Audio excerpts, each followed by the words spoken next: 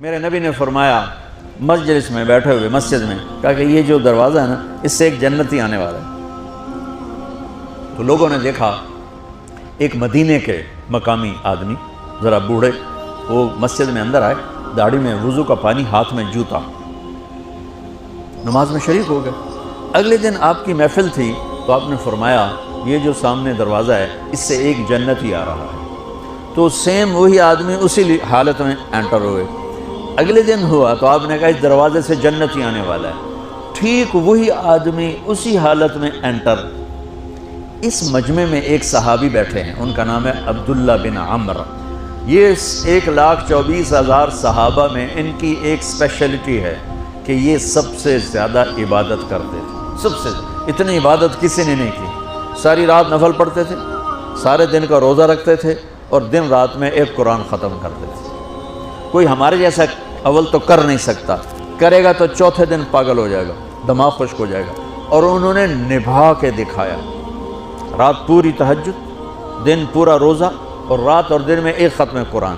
اب ان کو خیال آیا کہ یہ بابا جی مجھ سے بھی زیادہ عبادت کرتے ہیں، جو ان کو یوں ڈائریکٹ جنت کی بشارت ملی اور مجھے نہیں ملی، تو میں دیکھتا ہوں یہ کون سی عبادت کرتے ہیں۔ کیا یہ ساری رات سجدے میں پڑے رہتے ہیں، رکوع میں کھڑے رہتے ہیں، قیام میں کھڑے رہتے ہیں، کیا کرتے ہیں؟ تو ان کے پاس پہنچ گئے، چاچا کوئی تھوڑا والد صاحب کی ناراضگی ہے، دور رہنا چاہتا ہوں، 2-3 دن ٹھہر جاؤں آپ کے پاس؟ ہاں ہاں ہاں بیٹا، آ جاؤ آ جاؤ آ جاؤ۔ اب عشاء کی نماز کے فوراً بعد انہوں نے چادر اوپر لی اور چادر میں یوں سوراخ کیا اور یوں لیٹ کے دیکھنے لگے کہ اب یہ بزرگ کیا کرتے ہیں۔ بزرگ تشریف لائے، سرانے پہ سر رکھا، اللہم بسمک اموت و احیا، سونے کی دعا پڑھی، اور تھوڑی دیر بعد خراٹے آتے۔ وہ بڑے حیران ہوئے، بھئی میرا تو خیال ہے یہ ساری رات سجدہ کرے گا تو رو رو مصلی تر کر دے گا، یہ تو خراٹے چون جاندے نہ ہو جا رہے ہیں۔ اب وہ دیکھ رہے ہیں ابھی اٹھے گا ابھی اٹھے گا ابھی اٹھے گا، پھر انہوں نے کپڑا اتار دیا، ابھی سویا ہوا ہے۔ وہ فجر کی اذان پہ اٹھے اور ان کا دماغ چکر کھا گیا، بھئی اے کی بڑی تہجد دے 2 نفل بھی نہیں تو جنت دی بشارت 3 دن کٹھی۔ انہوں نے کہا کل دیکھوں گا، کل شاید کچھ اور کریں گے۔ اگلے دن آئے، پھر اسی طرح یوں کر کے لیٹ گئے، اور بزرگوں نے بھی یوں کی، اور بسمک اموت و احیا، اور پورا کمرہ خراٹے نال۔ وہ پھر پریشان، یہ کب اٹھے گا کب اٹھے گا؟ فجر کی اذان پہ اٹھے تو اور ان کی حیرت بڑھ گئی، کہنے والا سچا، اس کے بات کو تو چیلنج ہو نہیں سکتا، وہ محمد مصطفیٰ ہیں، لیکن یہ چکر کیا ہے، یہ جنت مل کیسے رہی ہے؟ چلو ایک رات اور صحیح۔ تیسری رات آئے، یہ یوں لیٹے وہ یوں لیٹے، یہ دیکھتے رہے وہ سوتے رہے، حتیٰ کہ فجر کی اذان پہ آنکھ کھلی تو یہ نا پھٹ پڑے، کہنے لگے چاچا بات بتاؤں؟ کہنے کیا ہے؟ کہ میری کوئی جھگڑا نہیں تھا ابا سے، میں نے 3 دن مسلسل تیرے بارے میں سنا جنتی آ رہا، 3 دن تجھے اللہ کے نبی نے بشارت دی جنتی ہے جنتی ہے جنتی ہے، لیکن میں اس بات پہ حیران ہوں تو ساری رات سوتا رہتا۔ اس زمانے میں منافق بھی تہجد نہیں چھوڑتے تھے، فرض نماز تو فرض نماز ہے، منافق بھی تہجد نہیں چھوڑتے تھے۔ تو کہنے لگے کیا کرتے ہو؟ ساری رات تو سوتے گزار دیتے، کیا کرتے ہو؟ کہنے لگے بھتیجے جو تو نے دیکھا ہے یہی کرتا ہوں۔ اب یہ پریشان ہے کہ اللہ کے نبی کی بات کو تو چیلنج ہو نہیں سکتا، اور جس کو بشارت دی ہے انہوں تے فٹ نظر نہیں آ رہی کہ کیسے 2 نفل آج کہ نیک لوگ تہجد نہیں چھوڑتے۔ تو کہنے لگے اچھا چلو اللہ نے ایسا ہی، اللہ کی مرضی، اللہ کے نبی کی مرضی۔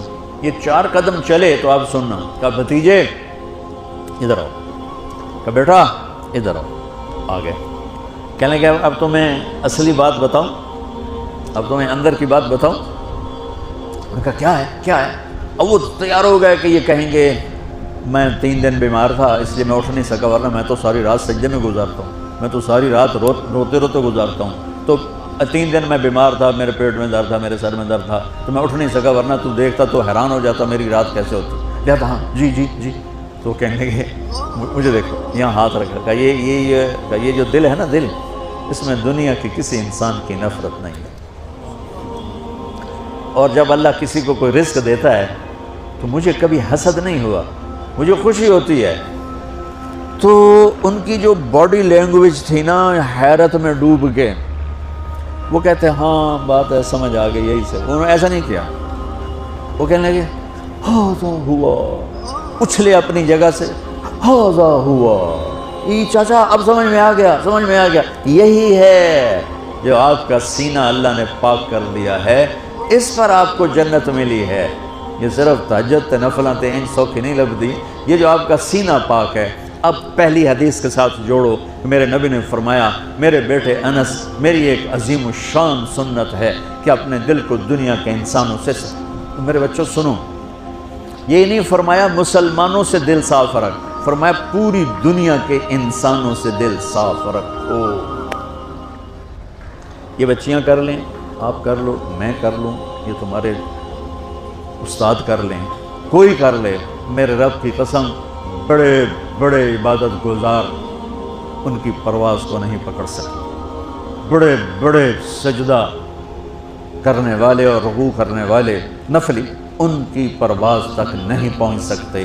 ایک اس وجہ سے کہ یہ عظیم الشان سنت ہے، ایک اس وجہ سے کہ اس کے کرنے والے بڑے تھوڑے ہیں، ایک اس وجہ سے کہ یہ مشکل بہت ہے کہ آدمی کو خود ذبح ہونا پڑتا ہے تب جا کر یہ چیز ہاتھ میں آتی۔ ایسے نہیں ہے کہ تہجد کے لیے نیند قربان کر دی، ہم جماعت میں گئے 40 دن کے لیے، تھوڑا روکھا سوکھا کھا لیا اور گھر کی جدائی برداشت کر لی۔ یہ پل پل کی موت ہے، پل پل کی عزت نفس پہ چھریاں ہیں، اور پھر یہ مسکرا کے چلتا ہے۔ یہ مقام اسے جبریل سے بھی اوپر لے جاتا ہے۔